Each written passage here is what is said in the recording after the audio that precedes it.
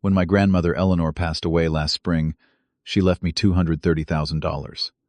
I never asked for it. I never expected it. But I had been the one who stayed with her through 3 years of Alzheimer's, the one who held her hand during the worst nights, the one who made sure she never felt alone. My brother Bradley had always been the golden child in our family, the one who could do no wrong. Me, I was the afterthought. So when Grandma chose to leave everything to me, I thought maybe finally someone had seen me. 3 days after the funeral, my brother showed up at my door. Before I tell you how my own brother tried to destroy everything I had, let me know where you are watching from in the comments below. And if you have ever dealt with family betrayal, hit that like button because you will want to hear how this ends. Make sure to subscribe because stories like this need to be heard. Now let me take you back to that day when everything changed. It was a Tuesday afternoon when I heard the knock. I was not expecting anyone. The funeral had been small, quiet, just the way Grandma would have wanted it. I opened the door to find Bradley standing there with his fiancée, Sienna. My brother looked like he always did, perfectly put together with his athletic build and styled hair that probably took 20 minutes to get just right. He wore a designer jacket that cost more than my monthly rent. Sienna stood beside him, tall with blonde highlights that caught the afternoon sun, clutching a handbag I recognized from a luxury brand billboard downtown. Her smile was sweet, but something about it felt rehearsed.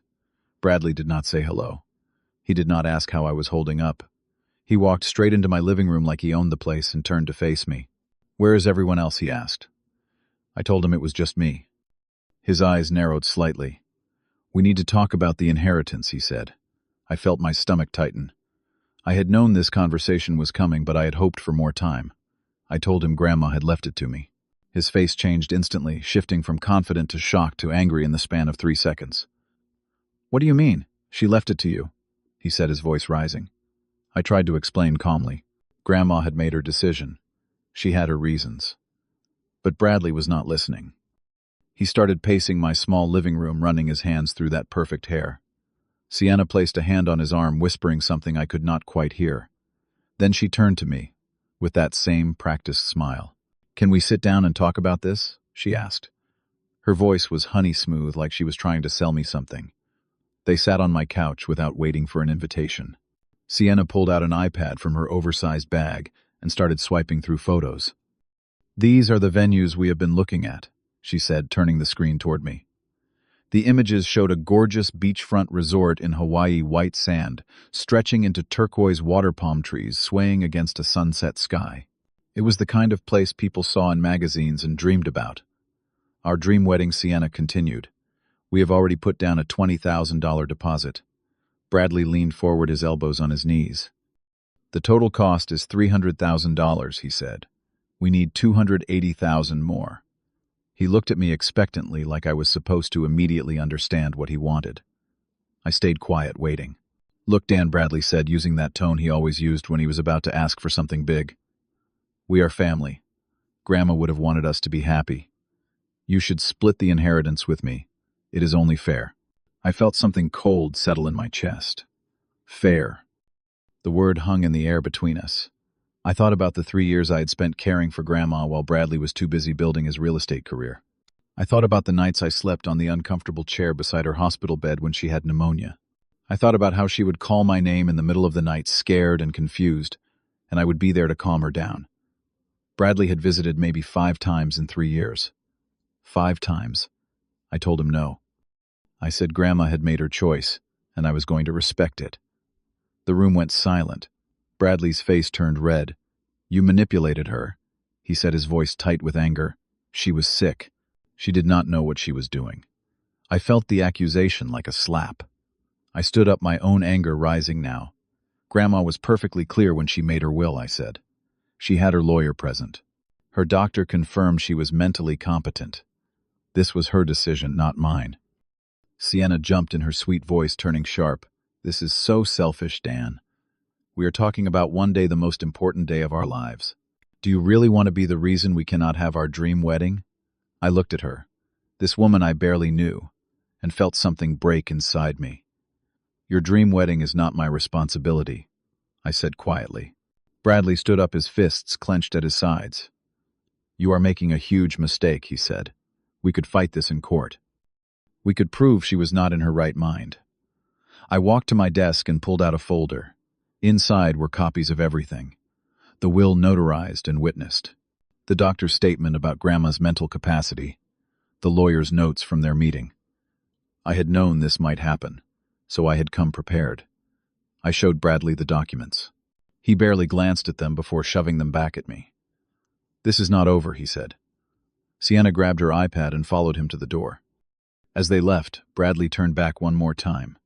"You will regret this," he said. Then they were gone, the door slamming behind them so hard my windows rattled. I stood there in my empty apartment feeling drained and hollow. My phone buzzed on the coffee table. A text from my mother. "Why are you being so difficult? Bradley needs this." I did not reply. I sat down on the couch, still warm from where my brother had been sitting, and wondered if I had just made the biggest mistake of my life. Or if I had finally done something right. The calls started the next day.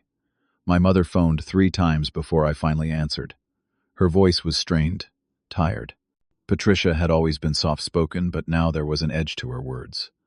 "Why are you doing this to your brother?" she asked. I tried to explain, but she cut me off. "Bradley has always been there for this family. Now he needs help, and you are refusing." I reminded her that I had been the one there for Grandma, not Bradley. She went quiet for a moment, then said something that made my chest ache. "It is just money, Dan. Family is more important." My father, Robert, called next. He was more direct, the way he had always been. "You owe it to your brother," he said without preamble. "He is family. Blood is blood." I asked him if he remembered who took care of Grandma when everyone else was too busy. He cleared his throat uncomfortably. "That was your choice," he said. "Nobody forced you to do that." The words stung more than I expected. I hung up without saying goodbye. The pressure kept building. My Aunt Linda called to tell me I was tearing the family apart. Cousins I had not spoken to in years suddenly had opinions about my choices. 2 of them unfriended me on social media. One cousin, who I had helped move apartments just 6 months earlier, sent me a message calling me greedy and heartless. The family group chat, which had been quiet since the funeral, exploded with messages about family loyalty and doing the right thing.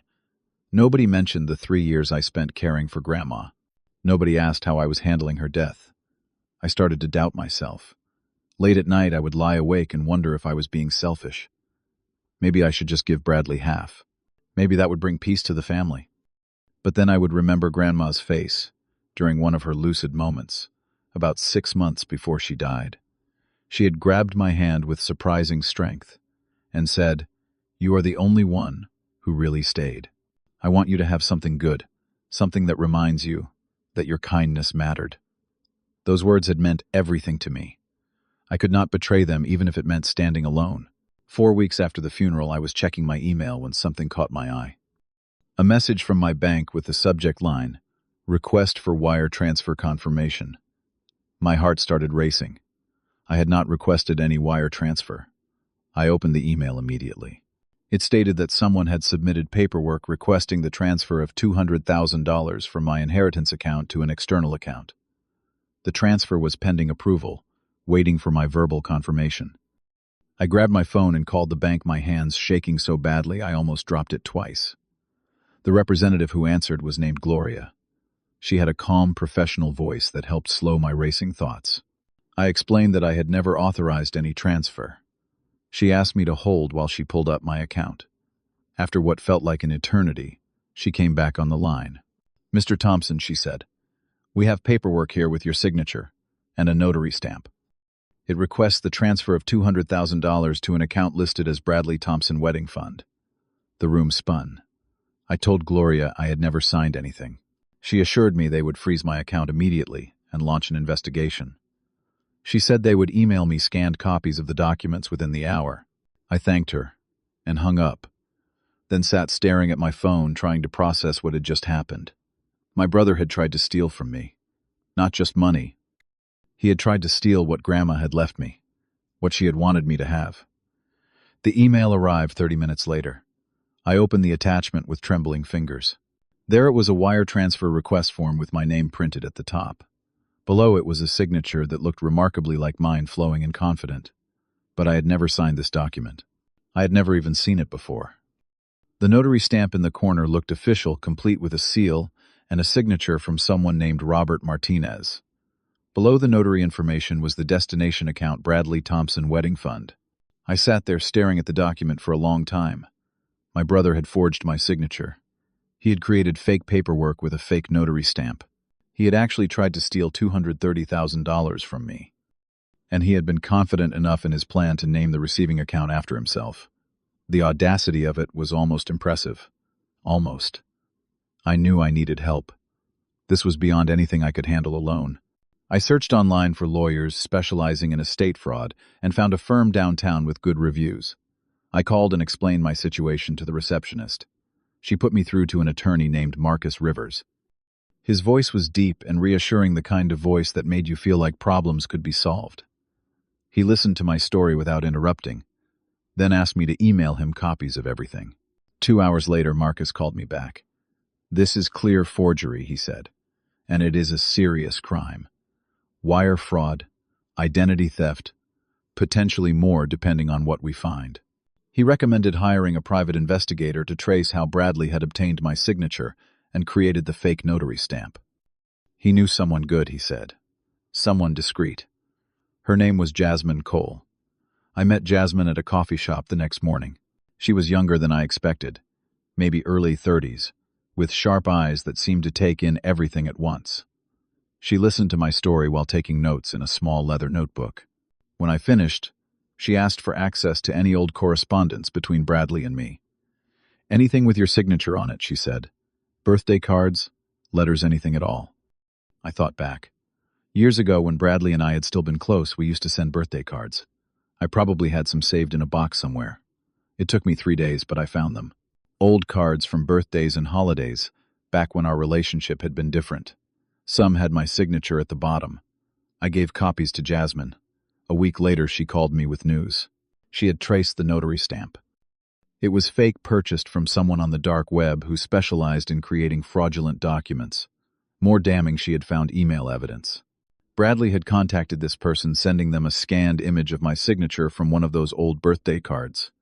He had paid $3,000 for the fake documents. But Jasmine had found something else too. She showed me Sienna's Instagram account. The most recent post from 2 days ago showed a photo of a beach at sunset, with the caption, "Dreams coming true." She had tagged the Hawaiian resort. In the comments, friends were congratulating her on the wedding. Someone asked about the date. June 15th, Sienna had replied. "Cannot wait." They had confirmed the venue. They had invited 300 guests. They were so confident the plan would work that they were already celebrating. I felt sick. This was not a desperate act. This was calculated. Bradley had planned this carefully, convinced he would get away with it. He probably thought I would never notice until the money was gone, and by then, it would be too late. Marcus said we had more than enough evidence. The question now was what I wanted to do. I could press charges. It would mean police involvement possible, jail time for Bradley. Or I could confront him privately and try to resolve this within the family. I thought about it for exactly one night. Then I told Marcus I wanted to confront Bradley face to face, but I wanted Marcus there with me. I wanted my brother to know I knew everything. I wanted to see his face when he realized his plan had failed. Marcus agreed. We drove to Bradley's condo the next evening, a high-rise downtown with a doorman and everything. The kind of place that screamed success. Bradley answered the door in casual clothes, a surprised look crossing his face when he saw me with Marcus. "What is this about?" he asked, but his eyes were already calculating. "We need to talk," I said. He let us in reluctantly. Sienna was there too, sitting on their white leather couch with her phone. She looked up confused. "Bradley, what is going on?" she asked. I did not waste time. "You forged my signature," I said. "You tried to steal my inheritance." Bradley's face went carefully blank. "I do not know what you are talking about," he said. Marcus stepped forward, pulling out a folder. "We have the forged documents," he said calmly. "We have the fake notary stamp. We have the email trail showing you purchased these forgeries. We have everything." The silence that followed was deafening. Sienna stood up, her face pale. "Bradley," she said slowly. "What did you do?" Bradley's mask finally cracked. He looked at me with pure anger. "You forced me to do this," he said, his voice rising. "You were being selfish. That money should be ours. Grandma would have wanted us to have it if you had not manipulated her. Sienna backed away from him. "You told me your grandmother wanted us to have the money," she said. "You said she had promised it to you." Bradley turned on her. "She would have if she was not sick and confused. Dan took advantage of her." He pointed at me, his hand shaking. "You have always been jealous of me. You have always wanted what I have. This was your chance to hurt me, and you took it." I stared at my brother, this person I barely recognized. "You committed a felony," I said quietly. "I have all the evidence." Bradley laughed, but it sounded hollow. "You would not turn in your own brother," he said. "You do not have the guts." I looked him straight in the eye. "Watch me." Marcus and I left. In his car, he asked what I wanted to do next. I thought about everything. About Grandma holding my hand. About 3 years of care that nobody acknowledged. About my brother trying to steal from me without a shred of remorse. "Press charges," I said. Marcus nodded and pulled out his phone. By the time we reached my apartment, he had already started the process. The police report was filed on a Friday morning. Detective Sarah Brennan was assigned to the case. She was thorough and professional, reviewing every piece of evidence Marcus and Jasmine had compiled. The digital trail was clear. The forged documents were undeniable. By Monday afternoon, she called to tell me she had enough to make an arrest. Did I want to proceed? I closed my eyes and saw Grandma's face one more time. "Yes," I said. "I want to proceed." 2 weeks later, Bradley was arrested at his office. I was not there, but I heard about it from my cousin, who still talked to me. Apparently, Bradley had been showing a property to clients when 2 officers walked in and asked him to come with them. The humiliation of being arrested in front of colleagues and clients was immediate. By that evening, everyone in the family knew. My phone exploded with calls. My mother was hysterical. "How could you do this to your brother?" she screamed into the phone. "He is going to jail because of you." I stayed calm, though my heart was pounding. "He is facing consequences for breaking the law," I said. "He chose to forge my signature and try to steal from me. Mom, he committed fraud." There was silence on the other end. Then she said something I will never forget. "You have destroyed this family." She hung up. My father called next. His voice was cold, controlled. "You are destroying your brother's life over money," he said. "Is this really worth it?" I took a deep breath. "Dad, he tried to steal $200,000 from me. He forged legal documents. What would you have me do? Just let him get away with it." My father was quiet for a moment. "He is your brother," he finally said. "Blood is supposed to mean something." "It does," I replied. "That is why this hurts so much." He hung up without another word. But then came the domino effect. Within 48 hours of Bradley's arrest, everything started falling apart for him. The bank officially froze all of Bradley's accounts pending the investigation. The Hawaiian resort, upon learning about the legal issues, immediately canceled the wedding reservation. They kept the $20,000 deposit, citing the morals clause in their contract. Sienna found out through an email. I know because she called me sobbing. "Please drop the charges," she begged. "The wedding is in 2 months. We have 300 guests invited. My family is flying in from across the country. I cannot marry someone who is a criminal. Please, Dan." I felt a flicker of sympathy, but it died quickly. "You should have thought about that before planning a wedding with stolen money," I said. "Did you really not know what he was doing?" Her silence was answer enough. She hung up. 3 days later, Sienna posted on Instagram a photo of her hand conspicuously missing an engagement ring. The caption read, "When you discover someone's true character, sometimes the hardest thing and the right thing are the same." She had tagged several accounts, but not Bradley's. In the comments, people were asking what happened. She did not respond, but her friends were speculating wildly. By the end of the week, everyone knew the engagement was off. Bradley's real estate firm suspended him pending the outcome of the criminal investigation. Several of his biggest clients pulled out, uncomfortable working with someone accused of fraud. His income, which had been substantial, dropped to zero almost overnight. I heard through the family grapevine that he had to move out of his expensive downtown condo and into a much cheaper apartment across town. Everything he had built was crumbling. The family reaction was split. Some relatives dug in, insisting blood was thicker than water, and I was wrong to press charges. But others started asking questions. "Wait, Brad actually forged documents?" my cousin Jessica asked when she called. "He actually tried to steal from you." When I confirmed it, she went quiet. "I did not know the whole story," she said. "I thought you were just being stubborn about sharing. I am really sorry, Dan. My Aunt Linda called too. She sounded tired. Your mother has been calling me nonstop, she said, telling me to talk sense into you. But Dan, if what everyone is saying is true, if Brad really did forge your signature, then he brought this on himself. She paused. We spoiled him. Your uncle and I always said your parents babied Brad too much. Maybe this is the wake-up call he needed. Even my mother started to crack. One evening about a month after Bradley's arrest, she called. Her voice was quiet, defeated. Maybe we did spoil him too much, she admitted. But Dan, he is still your brother.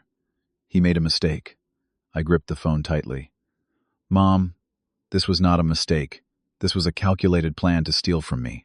He paid someone $3,000 to create fake documents. He was confident enough to name the account after himself. This was deliberate. She started crying. I wanted to comfort her, but I also needed her to understand. I loved Grandma, I said. She trusted me with her wishes. I cannot let that be stolen even by family. That Thanksgiving, there was no family dinner. The fracture was too deep. My parents spent the holiday with Bradley, who was out on bail awaiting trial. I spent it alone in my apartment, with takeout Chinese food and an old movie. It should have felt lonely, but instead it felt peaceful. Like I could finally breathe. Bradley's lawyer eventually advised him to take a plea deal. Fighting the charges would be expensive and the evidence was overwhelming. In January, Bradley pleaded guilty to attempted fraud and forgery. The judge sentenced him to 2 years probation, 300 hours of community service, and mandatory restitution. He had to pay back all my legal fees, which totaled $15,000. The criminal record would follow him for the rest of his life, affecting his career prospects and his ability to ever work in finance or real estate again. His lawyer made him write an apology letter to me as part of the plea agreement. It arrived in the mail on a Tuesday. I opened it standing in my kitchen. The words were there on the page. I am sorry for what I did. I made a poor choice. I hope someday you can forgive me. But even in the apology, I could read between the lines. There was no real remorse, just resentment. No acknowledgement of why what he did was wrong, just regret that he got caught. At the bottom, he had written, I hope you are happy now. You got what you wanted. I did not respond. Marcus had advised me not to engage. 6 months later, sitting in my apartment looking at old photos of Grandma and me, I finally felt something settle inside me. Not happiness exactly, but peace. The kind of peace that comes from knowing you did the right thing, even when it was hard. The months after the court case were harder than I expected. I had thought that once Bradley faced consequences, I would feel vindicated. Instead, I felt empty. I was cut off from most of my family. The few relatives who still talked to me did so quietly, carefully, like I was made of something fragile. I spent a lot of nights alone questioning every decision. Did I do too much? Should I have just let it go? The doubts circled like vultures. I started seeing a therapist. Her name was Dr. Helen Kwan, and she had kind eyes and a direct way of speaking that I appreciated. In our first session, I told her everything. When I finished, she leaned back in her chair. Standing up for yourself does not make you the villain, she said. Even when other people try to convince you, it does. Over the following weeks, she helped me understand something important. I was not protecting just money. I was protecting Grandma's trust, her final wishes, and my own sense of self-worth. Grandma had not just left me money. She had left me trust. She had seen me, really seen me in a way my parents never had. She had recognized the sacrifices I made and wanted to honor them. By fighting for that inheritance, I was honoring her. Dr. Kwan helped me see that letting Bradley steal it would have been a betrayal of everything Grandma and I had shared. Those 3 years of care mattered. They were worth fighting for. Slowly, I started rebuilding my life. Aunt Linda became a regular presence, calling every Sunday to check on me. She told me stories about Grandma that I had never heard stories from before I was born. It felt like getting back pieces of someone I had lost. A couple of my cousins, the ones who had apologized, started inviting me to things again. Small gatherings, nothing too intense. It was awkward at first, but it got easier. I joined a support group for people dealing with family estrangement. Sitting in that circle of strangers who understood what it felt like to be cut off from family was oddly comforting. I was not alone in this. Other people had made hard choices to protect themselves and were living with the aftermath. We shared stories, offered advice, reminded each other that choosing yourself over family obligation was not selfish. It was survival. I also started exploring interests I had put aside. I had always loved photography, but had never had time to pursue it seriously. I used a small portion of the inheritance to buy a good camera and joined a photography club that met every Thursday evening. The people there knew nothing about my family drama.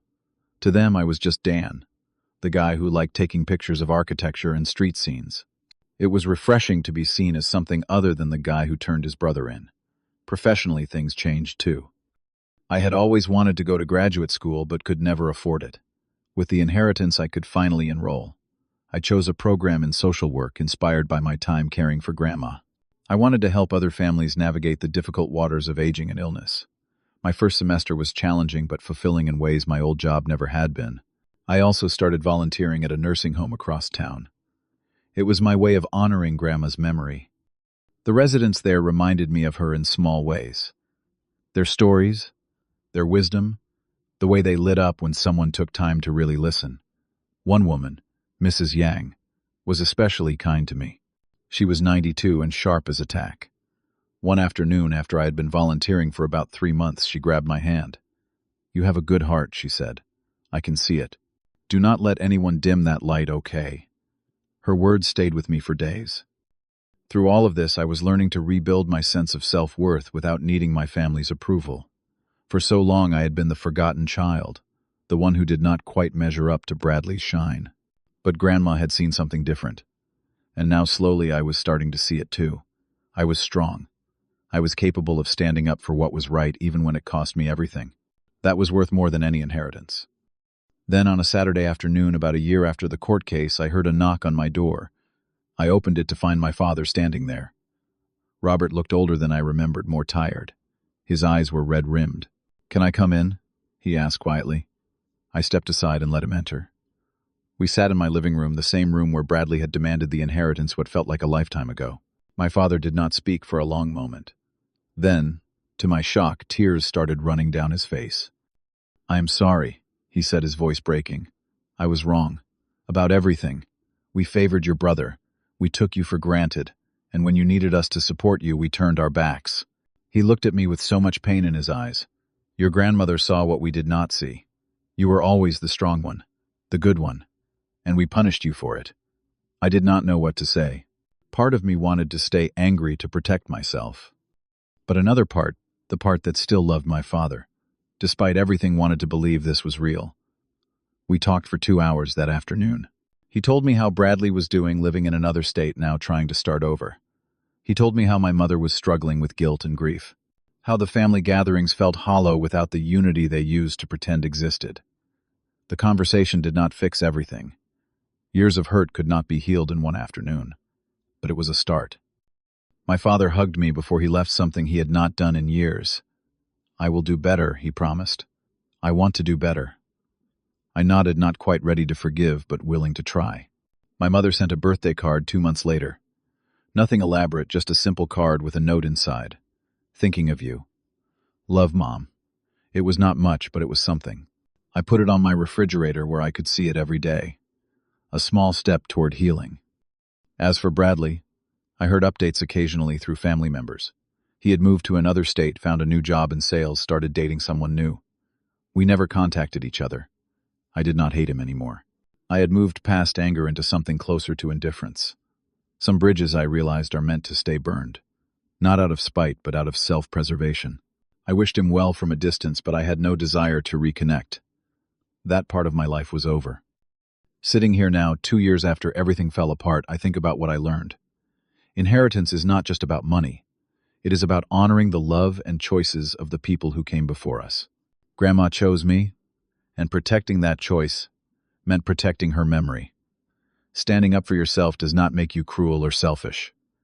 It makes you human. It means you understand your own worth. Family can be complicated.